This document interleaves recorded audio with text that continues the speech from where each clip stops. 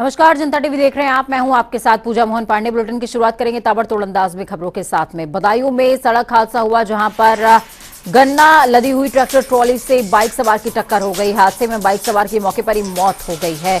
घटना से मृतक के परिवार में कोहराम मच गया। आपको बता दें कि बाइक सवार देर रात अपने घर लौट रहा था, तो वहीं मामले में जांच करते हुए पुलिस ने ट्रैक्टर ट्रॉली को कब्जे में लेते हुए शव को पोस्टमार्टम के लिए भेज दिया है। शामली में शुगर मिल में अचानक से फटा 3 मेगावाट टरबाइन का जॉइंट। टरबाइन की स्टीम में एक कर्मचारी झुलस गया है। शुगर मिल अधिकारियों और डॉक्टरों ने घायल कर्मचारी को करनाल अस्पताल में भर्ती कराया। अधिकारियों ने किसानों से मिल में गन्ना न लाने की अपील की है। तो वहीं झांसी के मऊरानीपुर में कुछ लोगों और परिजनों ने महिला का शव रखकर पुलिस क्षेत्राधिकारी कार्यालय के पास में जमकर प्रदर्शन किया। घटना की सूचना पर पहुंची पुलिस परिजनों को समझाने के प्रयास में जुटी रही, लेकिन परिजन अपनी जिद पर अड़े रहे और कार्रवाई की मांग करते रहे। आपको बता दें कि पुलिस की कार्रवाई न करने और उपचार के दौरान महिला की मौत हो जाने से परिजनों में खासा रोष है। संगम से चलकर लखनऊ की ओर जा रही गंगा गोमती एक्सप्रेस का आज कपलिंग टूट गया। तो वहीं घटना के बाद इंजन बोगी से अलग हो गया और 200 मीटर आगे जाकर रुक गया। उत्तर प्रदेश के मदरसों में कक्षा 1 से 8 तक में पढ़ने वाले छात्रों को शैक्षिक सत्र 2022-23 से छात्रवृत्ति नहीं दी जाएगी। केंद्र सरकार की ओर से इस बारे में निर्देश जारी कर दिए गए हैं। कक्षा 1 से 5 तक के विद्यार्थियों को एक साल में 1000 रुपए दिए जाते हैं, जबकि 6वीं से 8वीं तक के लिए छात्रवृत्ति की राशि अलग अलग होती है। प्री मैट्रिक स्कॉलरशिप सिर्फ कक्षा 9 और 10 के पात्र विद्यार्थियों को मिलेगी। लखीमपुर पुलिस ने गैंगस्टर एक्ट के तहत अपराध से अर्जित की गई संपत्ति को कुर्क करते हुए जब्तीकरण की कार्रवाई अमल में लाई है। अभियुक्त नरेश गुप्ता उर्फ राम नरेश की लगभग 50 लाख रुपए की चल अचल संपत्ति कुर्क हुई। आरोपी अवैध शराब का कारोबार किया करता था। अवैध कच्ची शराब के खिलाफ लखीमपुर पुलिस ने बड़ी कार्रवाई अमल में लाई है। पुलिस ने आपको बता दें कि 379 लीटर अवैध शराब बरामद करते हुए 27 अभियुक्तों को भी गिरफ्तार किया है। 2 शराब बनाने की भट्टी और भारी तादाद में लहान भी बरामद किया है। लखीमपुर में अवैध शराब की बिक्री के खिलाफ चलाए जा रहे अभियान के अंतर्गत कार्रवाई की गई है। तो वहीं दूसरी तरफ रायबरेली में आईएएस संजय खत्री की गाड़ी हादसे का शिकार हो गई। आपको बता दें आईएएस की गाड़ी और वैन में जोरदार भिड़ंत हुई थी। हादसे में डीएम के गनर और ड्राइवर घायल हो गए हैं। टक्कर के वक्त डीएम संजय खत्री परिवार के साथ मंदिर में दर्शन कर रहे थे। 2 महीने से गायब नाबालिग लड़की को कलवारी पुलिस नहीं ढूंढ पा रही है। तो वहीं थाने और चौकी के चक्कर लगाकर मां थक चुकी है। आपको बता दूं कि 17 वर्षीय सुमन 2 महीने से गायब है, जिसको खोजने में कलवारी पुलिस पूरी तरीके से नाकाम है। पीड़ित मां ने बताया कि जब भी थाने या चौकी पर जाते हैं तो हमसे कहा जाता है कि 2-4 दिन और रुकिए, फिर आपकी लड़की को बरामद कर लेंगे। ऐसे कहते कहते 2 महीने के ऊपर बीत गया है, लेकिन अभी तक मेरी लड़की का कहीं कोई सुराग नहीं लगा है। कन्नौज में बोलेरो की टक्कर से बाइक सवार एक की मौत हो गई। हादसे में 2 घायल हुए हैं। ग्रामीणों ने जमकर उत्पात मचाया है। कन्नौज इटावा स्टेट हाईवे को जल्दी गाड़ी निकालने वालों की चाबियां छीन ली और जाम कर दिया। बीजेपी सांसद ब्रजभूषण सिंह ने बाबा रामदेव की महिलाओं पर विवादित बयान को लेकर के पलटवार किया है। जुबानी हमला करते नजर आए। कहा महर्षि पतंजलि का रामदेव को लगा है श्राप, उनकी बुद्धि है इस समय भ्रष्ट। जितना भद्दा तरीका रामदेव ने अपनाया उसकी पूरे देश में आलोचना हो रही है। फर्रुखाबाद में बारातियों की दीवार से कार टकरा गई है। हादसे में एक की मौत, आधा दर्जन लोग घायल हुए हैं। नील गाय को बचाने के चक्कर में यह पूरा हादसा हुआ है। तो वहीं ललितपुर के पूर्व प्रधान प्रतिनिधि, गांव पंचायत सचिव और जेई पर मामला दर्ज हुआ है। कोर्ट के आदेश पर गंभीर धाराओं में मामला दर्ज किया गया। फर्जी जॉब कार्ड बनाकर लाखों के गबन का आरोप है। प्रतापगढ़ में दिखा भीषण सड़क हादसा। ओवरटेक करते समय ट्रक से भिड़ी टेम्पो पलटने से आधा दर्जन लोग हुए घायल। अग्निवीर सेना भर्ती से लौट रहे 3 युवक भी घायल हुए। आज से शुरू हुआ उत्तराखंड का विधानसभा सत्र। प्रशासन ने तैयारियों को दिया अंतिम स्वरूप। विधानसभा के 300 मीटर के दायरे में धारा 144 लगी नजर आई। शिवपाल यादव की सुरक्षा कम किए जाने पर अखिलेश यादव का ट्वीट कर कहा, शिवपाल सिंह की सुरक्षा श्रेणी को कम करना आपत्तिजनक है। अखिलेश ने सीएम योगी पर निशाना साधा, कहा पेंडुलम समय के गतिमान होने का प्रतीक है और वो सबके समय को बदलने का संकेत भी देता है। मैनपुरी के रण में बाहुबली धनंजय सिंह समाजवादी पार्टी के प्रत्याशी डिंपल यादव के लिए प्रचार कर रहे हैं। जेडीयू ने ये लेटर जारी कर दिया है कि अब वो आधिकारिक तौर पर हमारे लिए प्रचार कर रहे हैं। यूपी में 16 आईपीएस के ऊपर गाज गिरी है। आधी रात को 16 आईपीएस का ट्रांसफर कर दिया गया। बनारस, आगरा, नोएडा, गाजियाबाद, प्रयागराज में नए पुलिस कमिश्नर तैनात हुए हैं। फतेहपुर पुलिस को मिली बड़ी सफलता। कानपुर कमिश्नरेट से 25,000 का इनामिया। शातिर बदमाश पुलिस मुठभेड़ में हुआ घायल। पुलिस मुठभेड़ के दौरान शातिर बदमाश के पैर में गोली लगी है। एक हफ्ते पहले आजाद नगर चौकी प्रभारी का सर्विस रिवॉल्वर और कारतूस लेकर उसका साथी भाग निकला था। फतेहपुर में चलती कार में लगी आग। युवक ने कार से कूदकर बचाई अपनी जान। फायर विभाग ने आग पर पाया काबू। हल्द्वानी में पार्षदों ने उठाया सफाई का जिम्मा।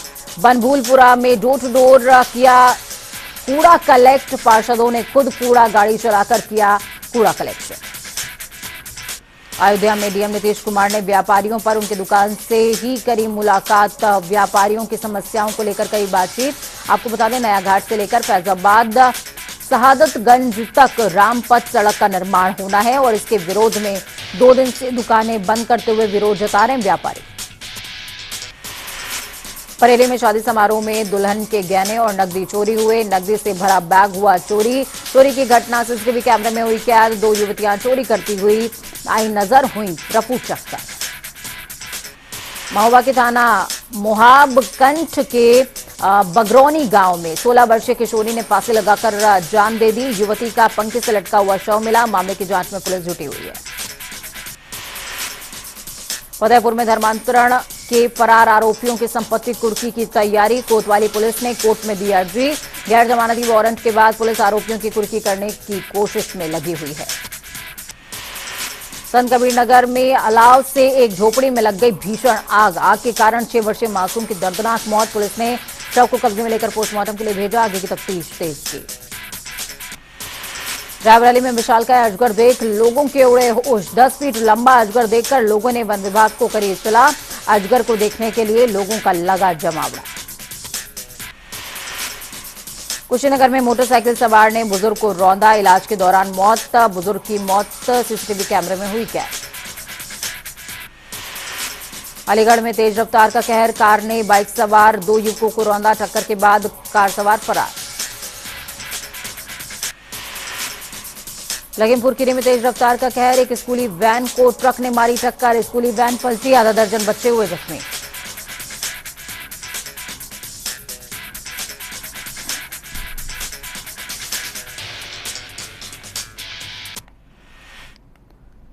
बात उत्तराखंड की करेंगे, जहां पर आज विधानसभा का पहला सत्र है और माफ कीजिएगा, विधानसभा सत्र का आज पहला दिन है।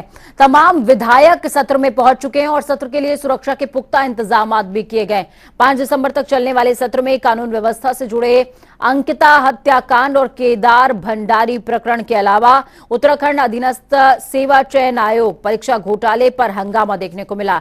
लेकिन वहीं सत्र शुरू होने से पहले वीरेंद्र जाति, जो कि झबरेड़ा से कांग्रेस के विधायक हैं, साइकिल से सत्र में पहुंचे और सरकार पर स्वास्थ्य व्यवस्था में लापरवाही का आरोप भी लगाया है। तो वहीं किच्चा में कानून व्यवस्था को लेकर विधायक तिलक राज बेहड़ विधानसभा में धरने पर बैठ गए। कल मुख्यमंत्री के आवास पर भी धरने पर बैठे थे बेहड़।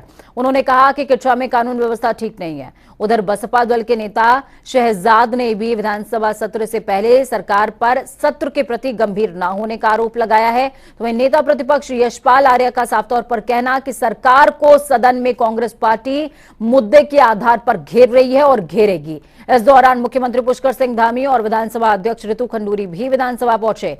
सीएम धामी ने कहा कि सरकार हर मुद्दे पर विपक्ष के सवालों का जवाब देने को तैयार है, बशर्ते विपक्ष नियम के तहत सदन में जनता के सवाल उठाए।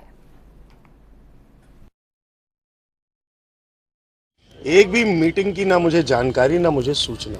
जिस दिन मुख्यमंत्री जी के कार्यक्रम में मैं पहुंचा तब मुझे पता लगा कि ये 12 मीटिंग कर चुके हैं। तभी उस दिन जो सारी आपने घटनाक्रम देखा होगा, वो सारा हुआ।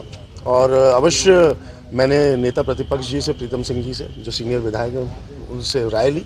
उन्होंने अवश्य बोला कि इसमें आना चाहिए विशेष अधिकार हनन, क्योंकि साफ तौर से देखिए पीठ से कई बार निर्देश पूर्व में भी मिल चुके हैं कि जो स्थानीय विधायक होता है उसकी अध्यक्षता में सारी बैठकें होती हैं। स्थानीय विधायक के बिना कोई भी विकास कार्य संबंधित बैठक कहीं पे भी नहीं हो सकती है जब उसके विधानसभा क्षेत्र की सीमा में। तो इसलिए ये बड़ा दुर्भाग्यपूर्ण विषय है कि ऐसी अनदेखी करी जा रही। मैं अपने जिले में इकलौता कांग्रेस का विधायक हूँ, लेकिन आज की तारीख में तो सरकार भी जनता की है और विधायक भी जनता का है। तो इसमें जो पक्षपात हो रहा है इसके खिलाफ ही विशेष अधिकार हनन अवश्य। आज विधानसभा का सत्र प्रारंभ होने जा रहा है और कांग्रेस विधानमंडल दल की कल बैठक हुई और जिस बैठक में प्रदेश के अंदर बिगड़ती हुई कानून व्यवस्था को कार्य स्थगन प्रस्ताव के माध्यम से नियम 310 के अंतर्गत हम सदन के अंदर उठाने का काम करेंगे। और विषय भी है, देवी आपदा अन्य मुद्दे हैं, इसको हम प्रमुखता से सदन के अंदर उठाएंगे।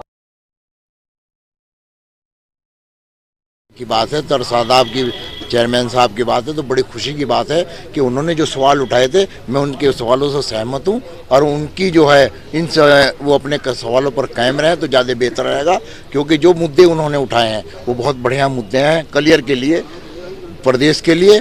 तो उनको जो है उन पर कायम रहे और हम उनके सहयोग में जो है उनके साथ खड़े रहेंगे।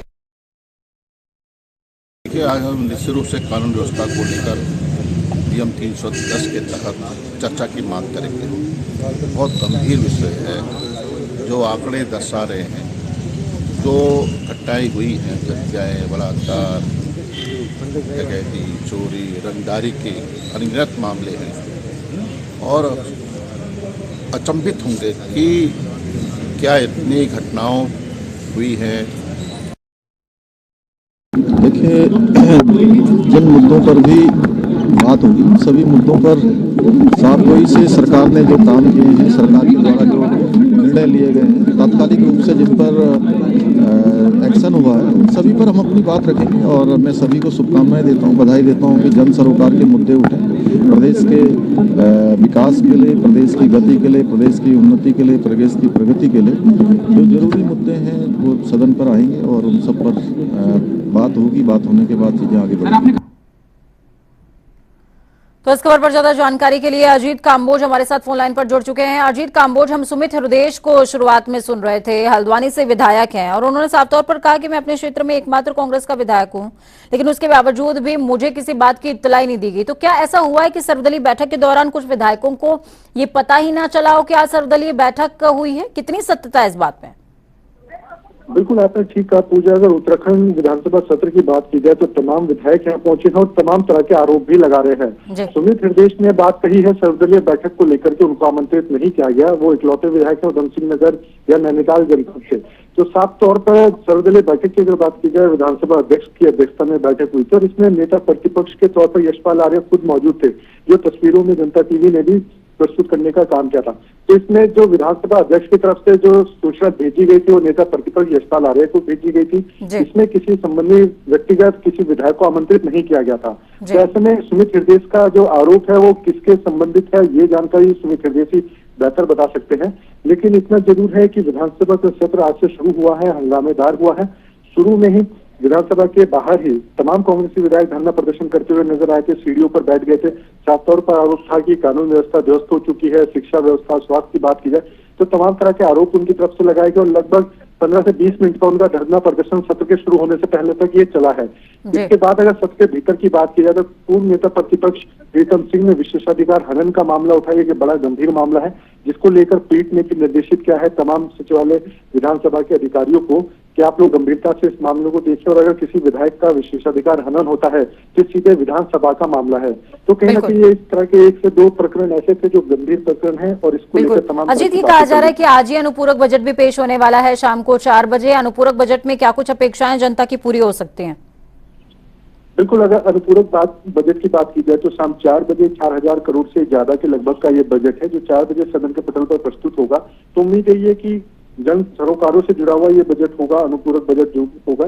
लेकिन सीधे तौर पर अगर देखा जाए तो अनुपूरक बजट में ज्यादातर विभागीय मामले होते हैं, चाहे सैलरी के हो, पेंशन के हो, इस तरह के ज्यादातर प्रकरण होते हैं।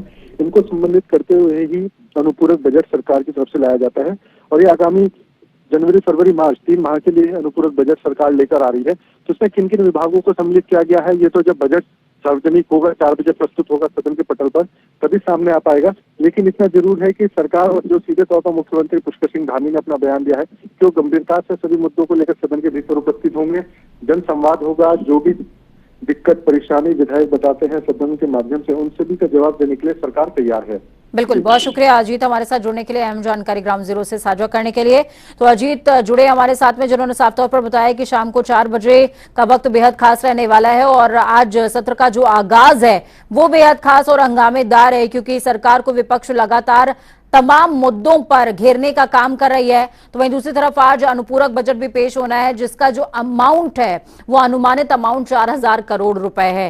खबरों में आगे बढ़ेंगे, बड़ी और अहम जानकारी आपको देंगे। बड़ी खबर सामने आ रही है, शिवपाल सिंह यादव से जुड़ी हुई बड़ी खबर है। लखनऊ से गोमती रिवर फ्रंट मामले से जुड़ी बड़ी खबर सामने आ रही है। जैसे कि आशंका हमने कल जताई थी कि शिवपाल यादव को लेकर के अब चीजें और ज्यादा वर्स्ट होती नजर आएंगी। सीबीआई ने सरकार से शिवपाल पर मंजूरी मांग ली है। शिवपाल यादव समेत 2 अफसरों की पड़ताल होगी। शिवपाल यादव अफसरों की भूमिका की पड़ताल सीबीआई करने वाली है। सीबीआई ने जांच के लिए पूछताछ की अनुमति मांगी है। भूमिका मिलने पर पूछताछ की अनुमति मिलेगी। तत्कालीन सिंचाई मंत्री थे शिवपाल सिंह यादव।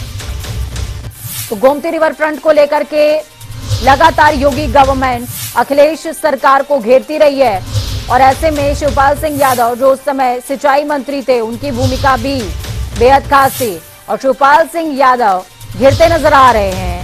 हामी तो भर दी कि कुछ भी हो जाए, अब अखिलेश कितनी भी गड़बड़ कर ले बहू, हमें साथ ही रहना है। लेकिन शिवपाल सिंह यादव की राहें इस संकल्प में आसान नजर नहीं आ रही हैं। तौकीर किदवई जुड़े हमारे साथ में। तौकीर, क्या कुछ अपडेट है? कल तौकीर हम यही बात कर रहे थे कि शिवपाल सिंह यादव की सुरक्षा Z से Y की कर दी गई और आरोप भी अब कई सारे लगाए जा सकते हैं और आज उसका आगाज हो चुका है। गोमती रिवर फ्रंट की जो जिन है वो बाहर आ चुका है। देखिए, लगातार जिस तरह से शिवपाल यादव की करीबियां भी बढ़ी थी मुख्यमंत्री योगी आदित्यनाथ से, चुनाव बाद वो मिलने भी गए थे, तो कहीं ना कहीं सीधे संकेत थे कि वो बैकडोर से भाजपा को सपोर्ट भी कर सकते हैं। लेकिन जिस तरह से मैनपुरी इलेक्शन आया और वहां पर उन्होंने भतीजे का साथ पकड़ा, मंच साझा कर रहे हैं, इसके बाद से उनकी थोड़ी सी परेशानी जरूर पड़ी शिवपाल यादव की। पहले सिक्योरिटी Z से Y की गई, अब सीबीआई का जिन एक बार फिर बाहर आया है और सीबीआई का जिन 2022 में भी बाहर आया था, चुनाव से कुछ दिन पहले जब जांच पड़ताल शुरू हुई थी। और रिवर फ्रंट जो कि 400 करोड़ का करीब घोटाला जिसे बताया जा रहा है, कथित तौर पर 1400 करोड़ का ये प्रोजेक्ट था। इसमें खास बात यह है कि जब 40 लोगों के ठिकानों पर एक साथ छापेमारी की गई थी चुनाव से पहले, और 2 लोग इस मामले में अब तक गिरफ्तार हो चुके हैं। कुछ इंजीनियर रडार पर है और 16 से ज्यादा पदाधिकारी जो उस समय मौजूद थे और रिवर फ्रंट में जुड़े थे, उन पर भी शिकंजा कसा जाना है। अब ऐसे में सवाल ये उठता है कि अखिलेश शिवपाल यादव के मैनपुरी चुनाव में अखिलेश यादव के साथ जाने के बाद ही ये जिन क्यों बाहर आया, सीबीआई को अचानक शिवपाल क्यों याद आने लगे, इस पर जरूर सवाल खड़ा होगा। विपक्ष घेरने की भी कोशिश जरूर करेगा। बिल्कुल, विपक्ष घेरने की कोशिश करेगा। तौकीर, हम लगातार और भी बातें कर रहे हैं, जैसे शिवपाल सिंह यादव अखिलेश गवर्नमेंट के दौरान कई पदों पर रहे हैं और पीडब्ल्यूडी मंत्री भी रहे हैं, सिंचाई मंत्री भी रहे हैं, तमाम अलग अलग पदों पर उन्होंने अपनी जो है सेवाएं दी हैं।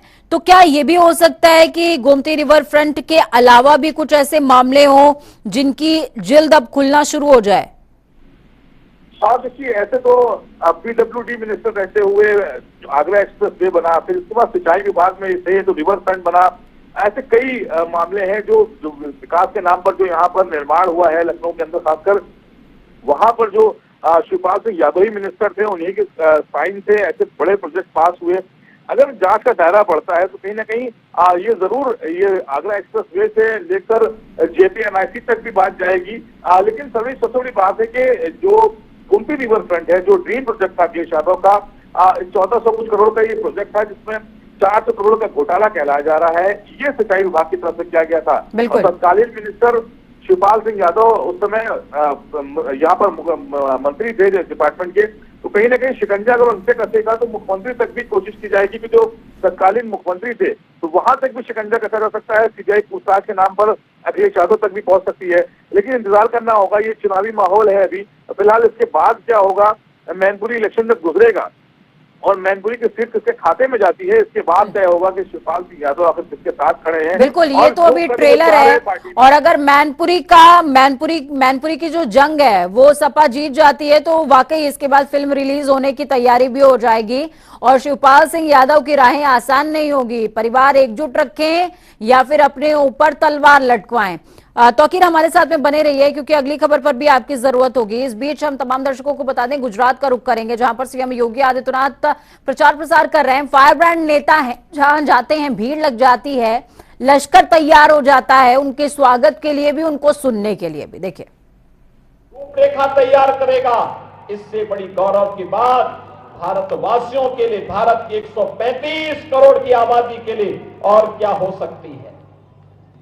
वैश्विक मंच पर बढ़ती हुई भारत की प्रतिष्ठा, दुनिया की एक बड़ी ताकत के रूप में उभर रहा भारत, सुरक्षित होगी सीमाएं और आस्था का सम्मान कैसे होना चाहिए। 500 वर्षों का लंबा इंतजार अयोध्या का समाप्त करके अयोध्या में भगवान रामलला के भव्य मंदिर के निर्माण का मार्ग प्रशस्त करना प्रधानमंत्री मोदी जी के ही मार्गदर्शन और नेतृत्व में। तो अयोध्या के राम हर जगह भाजपा की पतवार संभाले हुए हैं। और खबरों में आगे बढ़ते हुए बड़ी और अहम जानकारी आपको दे रहे हैं जो कि राजधानी लखनऊ से ही सामने आ रही है। यूपी में 16 आईपीएस अफसरों पर गाज गिर चुकी है। 16 आईपीएस अफसरों के तबादले हुए हैं। नोएडा बनारस के पुलिस कमिश्नर तब्दील हो चुके हैं। लक्ष्मी सिंह पुलिस कमिश्नर नोएडा बना दी गई हैं। तो बड़ी खबर, अहम जानकारी आपको दे रहे हैं। 16 आईपीएस अफसर जिन पर गाज गिरी, तितर बितर हुए हैं, तबादला एक्सप्रेस चली है और ये तबादला एक्सप्रेस नोएडा बनारस के पुलिस कमिश्नर तब्दील होने के साथ रुकी है। लक्ष्मी सिंह अब पुलिस कमिश्नर नोएडा बन चुकी हैं। तौकीर जुड़े हुए हैं हमारे साथ में लगातार। तौकीर, क्या कुछ अपडेट है? 16 आईपीएस ऑफिसर्स के तबादले, हालांकि लगातार तबादला एक्सप्रेस चलती रहती है। उत्तर प्रदेश चूंकि बड़ा राज्य है, लेकिन आज 16 आईपीएस ऑफिसर्स के जब एक साथ तबादले हुए तो ये अपने आप में बड़ा फेरबदल देखने को मिला। देखिए, इस लिस्ट में दो बातें खास हैं। पहला ये कि चारों कमिश्नरेट में, यानी कि जो 3 नए कमिश्नरेट सिस्टम जहां पर लागू किया गया, आगरा, प्रयागराज और सब गाजियाबाद, यहाँ तीनों जगहों पर आईजी रैंक के अफसर को बैठाया गया है। जबकि अभी तक हमने देखा है कि जहां पर भी कमिश्नरेट सिस्टम लागू हुआ वहां पर एडीजी रैंक का अधिकारी बैठाया जाता था। दूसरी खास बात यह है कि नोएडा और वाराणसी की बात करें तो इन दोनों जगहों पर जब कमिश्नरेट सिस्टम लागू हुआ तब से वहां पर नोएडा में आलोक सिंह और वाराणसी में ए सतीश गणेश, ये दोनों अधिकारी बैठे थे जिनको आज वहां से हटा दिया गया और डीजी ऑफिस में अटैच कर दिया गया। तो ये दो बड़ी बातें जरूर इस लिस्ट में देखने को मिल रही है। खास बात है कि आईजी रैंक के अफसरों पर ज्यादा भरोसा जताया गया है। सभी चारों जगहों पर जो आज तबादले हुए, चाहे वो नोएडा हो, चाहे गाजियाबाद, वाराणसी, आगरा, सभी जगह पर आईजी रैंक के अधिकारियों को बैठाया गया है। ये जरूर अपने आप में चौंकाने वाला है। और सबसे बड़ी बात है कि जो अशोक मुस्ताक जैन है, जो अभी केंद्र प्रतिनिधित्व से वापस आए थे, उनको तुरंत ही बनारस जैसे जिले की कप्तान दे दी गई। प्रधानमंत्री का संसदीय क्षेत्र है, बड़ी जिम्मेदारी रहती है, आए दिन मूवमेंट रहता है वीवीआईपी का, तो वहां पर जिम्मेदारी अशोक मुस्ताक जैन को दी गई है। और इसके अलावा अजय मिश्रा जो अभी तक मुख्यालय से अटैच रहे, लंबे समय से साइड पोस्टिंग में थे, उनको गाजियाबाद की पोस्टिंग दी गई है कमिश्नर के तौर पर। बिल्कुल। और प्रतिंदर सिंह जो गाजियाबाद में कभी कप्तान रहे, राम गोपाल यादव के बहुत करीबी कहलाते थे, उनको आगरा कमिश्नर के तौर पर तैनाती दी गई है। तो कहीं ना कहीं जो टैगिंग वाले अफसर थे उनको भी इस बार मौका मिला है और फील्ड में उतारे गए हैं। और ये भी माना जा रहा है कि एक लंबी लिस्ट अभी और आनी बाकी है, जिसमें कई जिले अभी और तबादलों की लिस्ट में शामिल होंगे। चलिए, बहुत शुक्रिया तौकीर हमारे साथ जुड़ने के लिए, अहम जानकारी ग्राउंड जीरो से साझा करने के लिए। तो 16 अफसर्स के तबादले हो चुके हैं और लक्ष्मी सिंह नोएडा की कमिश्नर बना दी गई है। बाकी यहाँ पर छोटे से ब्रेक के उस पार खबरों का सफर लगातार जारी है। बने रहिए जनता टीवी के साथ, क्योंकि हमें आपकी ताकत। अपना और अपनों का बहुत ख्याल रखें। नमस्कार।